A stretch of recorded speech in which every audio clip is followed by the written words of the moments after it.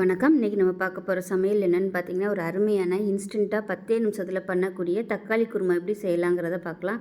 குருமானாலே எல்லாருக்கும் ரொம்ப பிடிக்கும். அதுவும் தேங்காய் இல்லாமல் இன்ஸ்டண்ட்டாக ஒரு சூப்பரான தக்காளி குருமா இட்லி, தோசை, ஊத்தப்பம் எல்லாத்துக்குமே நல்லாயிருக்கும். ஸோ வாங்க அது எப்படி செய்யலாங்கிறத பார்க்கலாம். இப்போ ஒரு பேன் எடுத்துக்கலாம். பேன் சூடானதும் 1/2 டேபிள் ஸ்பூன் சோம்பு சேர்த்துக்கலாம். இது கூடவே சின்னதாக பட்டை சேர்த்துக்கலாம். ஒரு 3 கிராம்பு சேர்த்துக்கலாம். இது வந்து நல்லா வறுபடட்டும். இப்போ சோம்பு நல்லா வறுபட்டு லைட்டாக ஃப்ளேவர் வர ஆரம்பிக்குது. இந்த ஸ்டேஜில் ஒரு 4 டேபிள் ஸ்பூன் பொட்டுக்கடலை சேர்த்துக்கலாம். 4 ஸ்பூன் அளவுக்கு பொட்டுக்கடலை சேர்த்துக்கேன். இப்போ இதையும் சேர்த்து நல்லா வறுத்துக்கலாம். இது எல்லாமே வறுபட்டுருச்சு. இது வந்து ஒரு மிக்ஸி ஜாரில் சேர்த்துட்டு நல்லா நைஸாக அரைச்சிக்கலாம். இப்போ பாருங்கள், நல்லா நைஸாக அரைச்சிட்டு வந்தாச்சு. இது ஒரு பவுலுக்கு மாற்றிக்கலாம். இப்போ அந்த பொடிச்ச பொட்டுக்கடலை பொடியில் மெஷரிங் கப்பில் 1 கப் அளவுக்கு தண்ணி ஊற்றி கரைச்சி எடுத்து வச்சுக்கலாம். கட்டி இல்லாமல் கையில் வந்து கரைச்சி தனியாக எடுத்து வச்சுக்கலாம்.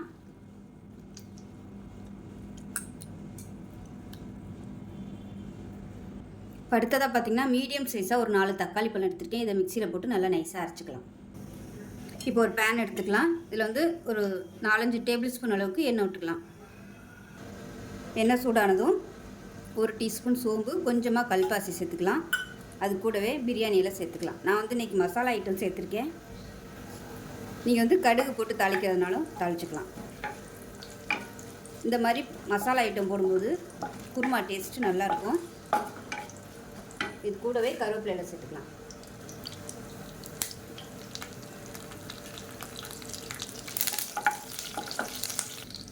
இப்போ இது எல்லாமே நல்லா பொரிய ஆரம்பிச்சிருச்சு. ஒரு கைப்பிடி அளவுக்கு பெரிய வெங்காயம் பொடியாக கட் பண்ணி வச்சுருக்கேன். அது கூடவே 10 சின்ன வெங்காயமும் பொடியாக கட் பண்ணி வச்சுருக்கேன். ரெண்டும் சேர்த்து செய்யும்போது ஃப்ளேவர் நல்லாயிருக்கும். இப்போ அதை சேர்த்துக்கலாம்.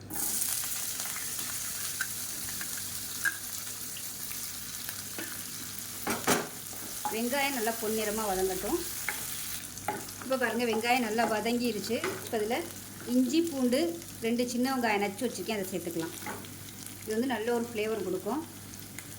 இஞ்சி பூண்டு பேஸ்ட் வச்சுருந்தீங்கனாலும் நீங்கள் அதை சேர்த்துக்கலாம்.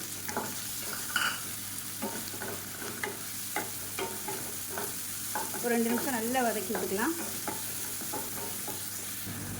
1/4 டேபிள் ஸ்பூன் மஞ்சள்தூள் சேர்த்துக்கலாம். அது கூடவே 1/2 டேபிள் ஸ்பூன் மிளகாத்தூள் சேர்த்துக்கலாம். பச்சை மிளகா வந்து ஒரு 4 பச்சை மிளகா வந்து சேர்த்துக்கலாம். இதுக்கு வந்து பச்சை மிளகா காரம் தான் அதிகமாக இருக்கணும். மிளகாத்தூள் வந்து கொஞ்சம் கம்மியாகவே சேர்த்துக்கோங்க. இப்போ எல்லாத்தையும் நல்லா வதக்கிக்கலாம். இப்போ எல்லாமே நல்லா பச்சை வாசனை போக வதக்கியாச்சு. இப்போ நம்ம அரைச்சி வச்சுருக்க அந்த தக்காளி பேஸ்ட்டை சேர்த்துக்கலாம். சேர்த்துட்டு பச்சை வாசனை போகிற அளவுக்கு நல்லா கொதிக்க விட்டுக்கலாம். இந்த தக்காளியோட பச்சை வாசனை போய் எண்ணெய் பிரிஞ்சு வரட்டும், அந்த அளவுக்கு வதக்கி விட்டுக்கலாம். இப்போ பாருங்கள், தக்காளி நல்லா வதங்கிடுச்சு பச்சை வாசனை போக. இப்போ வந்து நம்ம கரைச்சி வச்சுருக்க இந்த பொட்டுக்கடலை பொடி வந்து சேர்த்துக்கலாம். நல்லா கலக்கி விட்டுட்டு சேர்த்துக்கோங்க.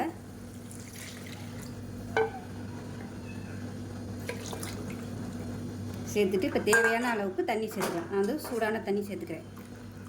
பொட்டுக்கடலை சேர்த்துக்கிறதுனால நல்லா திக்னஸ் ஆகியே வரும். அதனால் தண்ணி வந்து எவ்வளோ தேவையோ அதுக்கு தகுந்த மாதிரி தண்ணி சேர்த்துக்கோங்க. சேர்த்துட்டு கைவிடாமல் கிளறி விட்டுக்கோங்க, இல்லைன்னா கட்டி பிடிச்சிடும். இப்போ இன்னுமே திக்காக தான் இருக்குது. இன்னும் கொஞ்சம் தண்ணி சேர்த்துக்கிறேன்.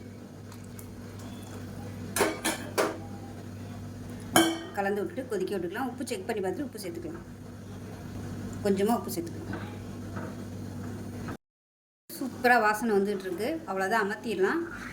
மாதிரி நல்லா அப்படியே நுரையாக வரும். அந்த மாதிரி வந்துருச்சுன்னா பச்சை வாசனை போயிடுச்சுன்னு அர்த்தம். பொட்டுக்கடலையோட அமர்த்திடலாம்.